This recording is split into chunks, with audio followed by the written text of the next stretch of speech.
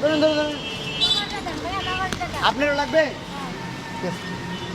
শেষ করে দিচ্ছি। না না, আমি জানি না, আপনি শেষেন। বুঝতেছে না, সিগনালই বোঝে না। এ ভাইয়া কই যাও? স্কুলে। আসসালামু আলাইকুম, ভালো আছেন? আচ্ছা শেষ করি, হ্যাঁ ওকে। চাচাকে আমি 500 টাকা দিয়েছিলাম না, এখন চাচা আমাকে সমস্যা দেখাইতেছে আরো বেশি লাগবে, তাই তো? আপনি তো 500 টাকা পাওয়ার কথা ছিল না? পাওয়ার কথা ছিল না না, এটা নিয়ে খুশি থাকা যায় না? আপনি জানেন তো, মানে সাহায্য তো করেছেন এই যদি বাবা ঘর ভাড়ার জন্য বাবা। আমি যদি এখন দিই যে বাকিরা যে 500 টাকা করে দিয়েছে ওরাও তো চাইবে, কি করবো?